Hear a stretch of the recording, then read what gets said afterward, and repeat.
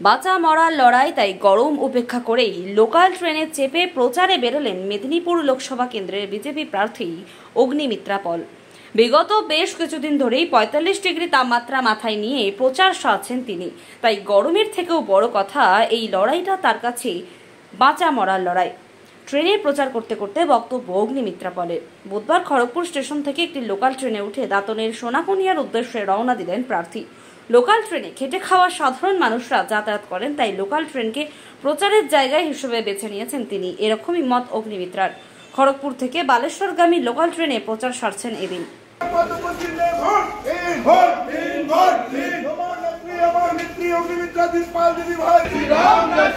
मैं भी बोलूं, तुम भी बोलो, जैसे बोलो जय श्री राम, एक ही नारा एक ही नाम, मिलकर बोलो जय श्री राम। लोगों के संसद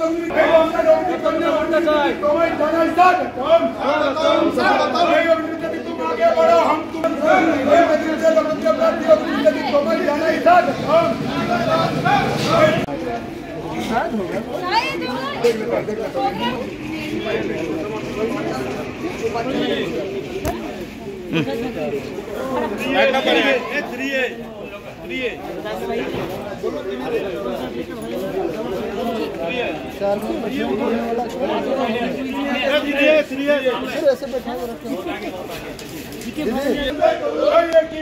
एक ही नाम, मिलकर बोलो जय श्री राम, जय श्री राम, जय श्री राम। एक ही नारा एक ही नाम, मिलकर बोलो जय श्री राम, जय श्री राम, जय श्री राम।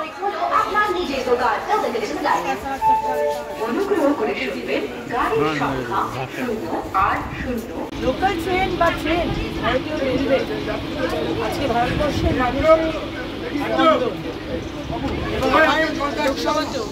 প্রচুর মানুষ এখানে ট্রেনে যাওয়া আসে।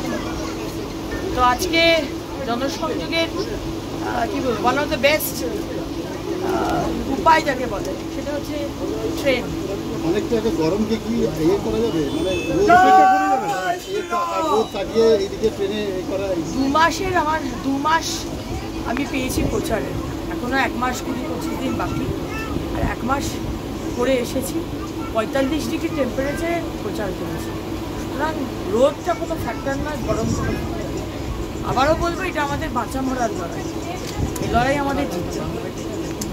দিদি, ট্রেনে প্রচার কতটা সাড়া পাবেন বলে মনে হচ্ছে? সারা মানুষের কাছে সাড়া পাওয়াটা প্রায়োরিটি হচ্ছে আমার তাদের কাছে পৌঁছানো। এবং লোকাল ট্রেন মানেই হচ্ছে সাধারণ বাড়ি, নিম্ন মধ্যবিত্ত এবং মধ্যবিত্ত পশ্চিমবঙ্গের মানুষের যাতায়াতের একটি মাধ্যম।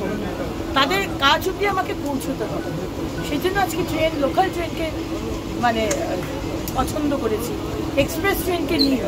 কারণ এক্সপ্রেস ট্রেনে মানুষ থাকে, কম মানুষ থাকে, কিন্তু এই লোকাল ট্রেনে অনেক বেশি মানুষ থাকে। কোথায় থেকে প্রচার করে কোথায় যাবেন? খড়গপুর থেকে উঠেছি এবং নামবো আমরা দাঁতনের কাছে, ওখানে একটি হাট বসে, সোনাকুনি হাট, সেই হাটটাতে আমি যাব, সেখানেও জনসংযোগ করে সেখান থেকে আমি যাব কেশিয়ারি। আপনারা জানবেন যে কালকে কেশিয়ারিতে আমাদের এসটি মোর্চার প্রেসিডেন্ট এবং তার সাথে আরও 3 জনকে তৃণমূলের হারবাদ বাহিনী মাথার লোহার রড দিয়ে মাথা ফাটিয়ে দিয়েছে। অত্যন্ত সিরিয়াস অবস্থায় বালাসোরে ভর্তি, বালাসোরের হাসপাতালে। আমি তার পরিবারের কাছে যাব, তার সঙ্গে দেখা।